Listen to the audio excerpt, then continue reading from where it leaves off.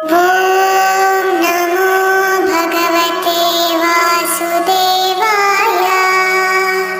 देवर्षि नारद के पूछने पर श्री ब्रह्मा जी कहते हैं, देवर्षि नारद, नाग तीर्थ के नाम से जो प्रसिद्ध क्षेत्र है वह सभी अभीष्ट वस्तुओं को देने वाला तथा मंगलमय है। वहाँ भगवान नागेश्वर निवास करते हैं। उनके महात्म्य की विस्तृत कथा भी सुनो। प्रतिष्ठानपुर में चंद्रवंशी राजा शूरसेन राज्य करते थे। वे समस्त गुणों के सागर और बुद्धिमान थे। उन्होंने अपनी पत्नी के साथ पुत्र उत्पन्न करने के लिए बड़े बड़े प्रयास किए। दीर्घ काल के पश्चात उन्हें एक पुत्र हुआ, किंतु वह भयानक आकार वाला एक सर्प था। राजा ने उस पुत्र को बहुत छिपा कर रखा। किसी को इस बात का पता ही नहीं लग पाया कि राजा का पुत्र एक सर्प है। अंतःपुर अथवा बाहर का मनुष्य भी इस भेद से परिचित नहीं हो पाया। माता पिता के सिवा धाई, अमात्य और पुरोहित भी ये बात नहीं जान सकते थे। उस भयंकर सर्प को देखकर पत्नी सहित राजा को प्रतिदिन बड़ा संताप यानी कि दुख होता था। वे सोचते, सर्प रूप पुत्र की अपेक्षा तो पुत्रहीन रहना ही अच्छा है। वे था तो बहुत बड़ा सर्प, किंतु बातें मनुष्यों की सी करता था। एक दिन उसने अपने पिता से कहा, मेरे चूड़ाकरण, उपनयन तथा वेदाध्ययन संस्कार कराइए। पिताश्री, द्विज तब तक वेद का अध्ययन नहीं करता जब तक शूद्र के समान रहता है।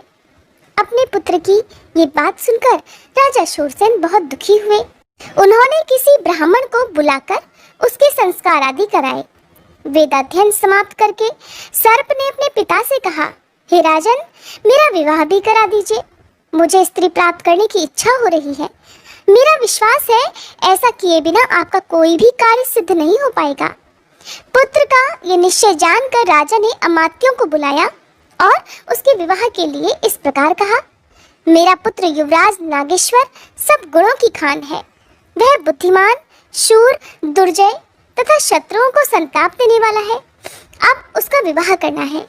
मैं बूढ़ा हो गया हूँ। अब पुत्र को राज्य का भार सौंपकर निश्चिंत हो जाना चाहता हूँ। इसलिए आप लोग मेरे हित साधन में तत्पर होकर उसके विवाह के लिए प्रयास कीजिए।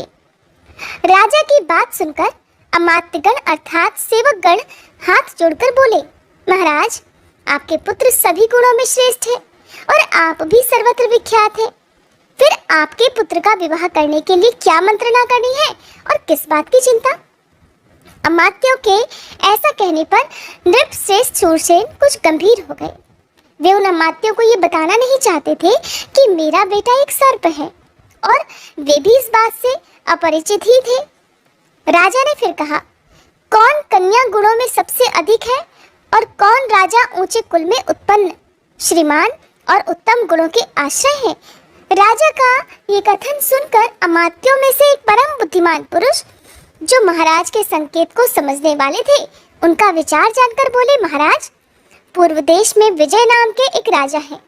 उनके पास हाथी, घोड़े और रत्नों की गिनती नहीं है। महाराज विजय के 8 पुत्र हैं जो बड़े धनुर्धर हैं। उनकी बहन भोगवती साक्षात लक्ष्मी के समान है। राजन, वह आपके पुत्र के लिए सुयोग्य पत्नी होगी। बूढ़े अमात्य की बात सुनकर राजा ने उत्तर दिया, तो ये बताइए, राजा विजय की वह कन्या मेरे पुत्र के लिए कैसे प्राप्त हो सकती है? बूढ़े अमात्य ने कहा, महाराज, आपके मन में जो बात है मैं उसे समझ गया। अब आप मुझे कार्य सिद्धि के लिए जाने की आज्ञा दीजिए। महाराज शूरसेन ने भूषण, वस्त्र तथा मधुर वाणी से बूढ़े मंत्री का सत्कार करके उन्हें बहुत बड़ी सेना के साथ भेज दिया। वे पूर्व देश में जाकर महाराज विजय से मिले और नाना प्रकार के वचनों तथा नीतिजनक उपायों से राजा को संतुष्ट किया। मंत्री ने राजकुमारी भोगवती और युवराज नाग का विवाह तय करा दिया। राजा विजय ने कन्या देना स्वीकार कर लिया। बूढ़े मंत्री वापस राजमहल को लौट आए और शूरसेन से उन्होंने विवाह सुनिश्चित होने का सारा वृतांत भी सुना दिया। बहुत सारा समय व्यतीत हो जाने पर वृद्ध मंत्री अन्य सभी सचिवों को साथ लेकर सहसा राजा विजय के यहाँ पहुंचे और इस प्रकार कहने लगे, राजन, महाराज शूरसेन के राजकुमार नाग बड़े ही बुद्धिमान और गुणों के समुद्र हैं। वे स्वयं यहाँ नहीं आना चाहते। क्षत्रियों के विवाह अनेक प्रकार से होते हैं। अतः ये विवाह शस्त्रों द्वारा हो जाए तो बहुत अच्छा रहेगा। वृद्ध मंत्री की बात सुनकर राजा विजय ने उसे सत्य ही माना और भोगवती का विवाह शस्त्र के साथ ही शास्त्र विधि के अनुसार संपन्न हुआ। विवाह के बाद महाराज ने बड़े हर्ष के साथ बहुत सी गौवें, स्वर्ण और अश्व आदि सामग्री दहेज में देकर अपनी कन्या को विदा कर दिया। साथ ही अपने अमात्यों को भी भेजा। बूढ़े मंत्री आदि सचिवों ने प्रतिष्ठान में आकर महाराज शूरसेन को उनकी पुत्रवधू समर्पित कर दी। राजा विजय ने जो भी विनयपूर्ण वचन कहे थे उनको भी सुनाया और उनकी दी हुई दहेज की सामग्री, विचित्र आभूषण, दासियां तथा वस्त्र आदि निवेदन किए। इन सभी कार्यों का संपादन करके वे लोग कृतकृत्य हो गए। राजकुमारी भोगवती के साथ जो विजय के अमात्य पधारे थे उनका महाराज शूरसेन ने बड़े सम्मान के साथ स्वागत सत्कार किया, जिसे सुनकर राजा विजय को प्रसन्नता हो ऐसा बर्ताव करके सभी को विदा कर दिया। राजा विजय की कन्या रूपवती थी। वह सुंदरी सदा अपनी सास ससुर की सेवा में संलग्न रहा करती। भोगवती का पति अत्यंत भीषण महानाग रत्नों से सुशोभित एकांत गृह में सुगंधित पुष्पों से बिछी हुई सुखद शैया पर आराम करता था। उसने अपने पिता और माता से बारंबार कहा कि मेरी पत्नी राजकुमारी मेरे समीप क्यों नहीं आती। पुत्र की ये बात सुनकर उसकी माता ने धाई से कहा, तुम भोगवती से जाकर कहो कि तुम्हारा पति एक सर्प है, देखो इस पर वो क्या कहती है। बहुत अच्छा कहकर धाई भोगवती के पास गई और एकांत में विनीत भाव से बोली, कल्याणी, मैं तुम्हारे पति को जानती हूँ, वे देवता हैं, किंतु ये बात किसी पर प्रकट मत करना कि वे मनुष्य नहीं सर्प के रूप में हैं। धाई की बात सुनकर भोगवती ने कहा, मनुष्य कन्या को सामान्यतः मनुष्य ही पति मिलता है। यदि देव जाति का पुरुष पति रूप में प्राप्त हो तब तो कहना ही क्या, वह तो बड़े पुण्य से मिलता है। धाई ने भोगवती की बात सर्प से, उसकी माता से और महाराज शूरसेन से भी कही। भोगवती ने भी धाई को बुलाकर कहा कि तुम्हारा कल्याण हो, मुझे मेरे स्वामी के दर्शन तो कराओ। तब धाई ने उसे ले जाकर अत्यंत भयानक सर्प का दर्शन कराया। वह सुगंधित फूलों से आच्छादित पलंग पर विराजमान था। एकांत गृह में रत्नों से विभूषित भयानक सर्प के आकार में बैठे हुए अपने स्वामी को देखकर भोगवती ने दोनों हाथ जोड़कर कहा, हे स्वामी, मैं धन्य और अनुग्रहित हूँ जिसके पति देवता है, पति ही स्त्री की गति है। ये सुनकर नाग को बड़ी प्रसन्नता हुई। उसने हंसकर कहा, सुंदरी, मैं तुम्हारी भक्ति से संतुष्ट हूँ, बोलो तुम्हें क्या अभीष्ट वरदान दूं? तुम्हारे अनुग्रह से मेरी संपूर्ण स्मरण शक्ति जाग उठी है। मुझे पिनाकधारी देवाधिदेव भगवान शंकर ने शाप दिया है। शेष नाग का पुत्र महाबलवान नाग जो भगवान शंकर के हाथ का कंकड़ बना रहता है, वही मैं तुम्हारा पति हूँ और तुम भी वही पूर्व जन्म की मेरी पत्नी भोगवती हो।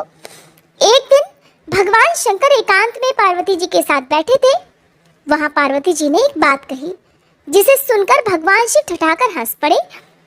उस समय मुझे भी हंसी आ गई, जिससे कुपित होकर भगवान ने मुझे ये श्राप दे डाला कि तू मनुष्य योनि में सर्प रूप से जन्म लेकर ज्ञानी होगा।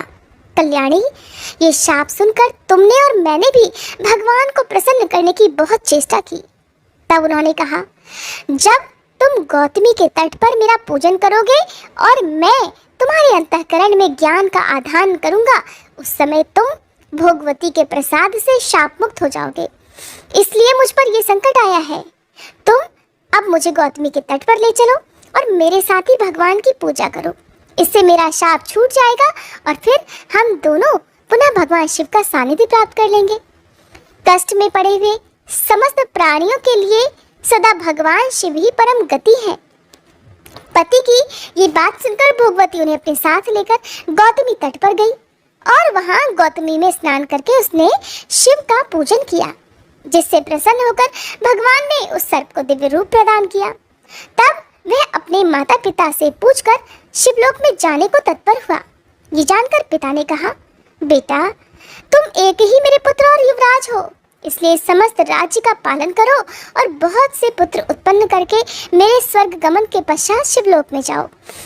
पिता का ये कथन सुनकर नागराज ने कहा, अच्छा पिताजी, मैं बिल्कुल ऐसा ही करूँगा। फिर वे इच्छानुसार रूप धारण करके अपनी पत्नी के साथ ही रहने लगे।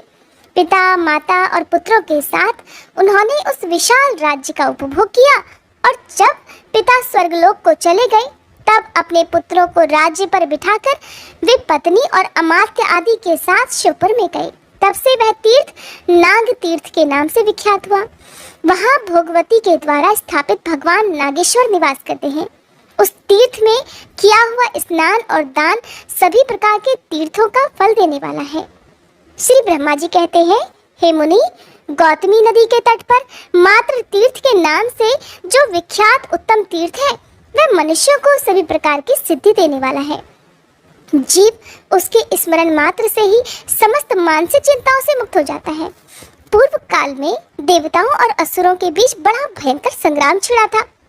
उस समय देवतागण दानवों को परास्त नहीं कर सके। तब मैं सभी देवताओं के साथ शूलपाणी भगवान शंकर के पास गया और हाथ जोड़कर नाना प्रकार के वाक्यों द्वारा उनका स्तवन करने लगा। हे महेश, जिस समय संपूर्ण देवताओं और असुरों ने एक दूसरे से सलाह करके समुद्र का मंथन किया और उसमें से एक कालकोट विष निकला, उसका पान कर लेने में आपके सिवा भला दूसरा कौन समर्थ हो सकता था, जिसके सामने दूसरे देवता मस्तक झुकाते हैं और जो केवल फूलों की मार से तीनों लोगों को अपने अधीन करने में समर्थ है। वही कामदेव जब आप पर आक्रमण करने चला तब स्वयं ही नष्ट हो गया।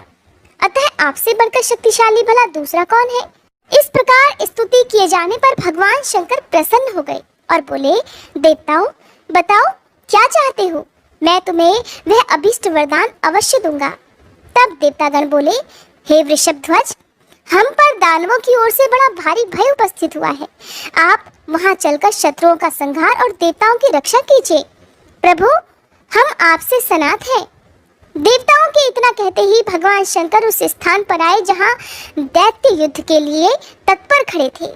वहां दैत्यों का शंकर जी के साथ घमासान युद्ध छिड़ गया। दैत्य इधर उधर भागने लगे। युद्ध करते समय शंकर जी के ललाट से पसीने की बूंदें गिरने लगी। वे बूंदें जहां जहां गिरी वहां वहां शिव के आकार की ही माताएं प्रकट हो गई। वे भगवान महेश्वर से बोली कि आप आज्ञा दीजिए प्रभु, तो हम सब असुरों को खा जाएं। तब देवताओं से घिरे हुए भगवान ने कहा, शत्रु जहां जहां जाएं सर्वत्र उनका पीछा करो। इस समय वे मेरे डर से रसातल में जा पहुंचे हैं, तुम भी रसातल तक उनके पीछे पीछे जाओ।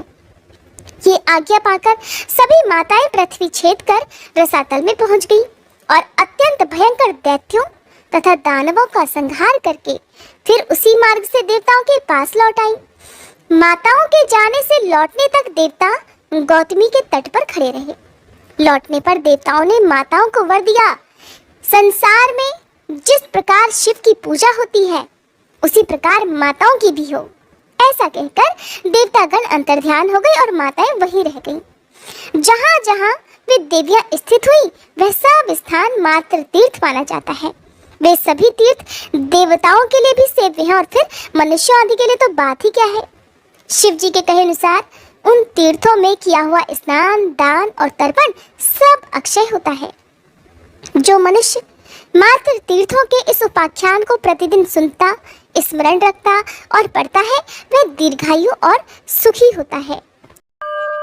ओम नमो भगवते वासुदेवाय।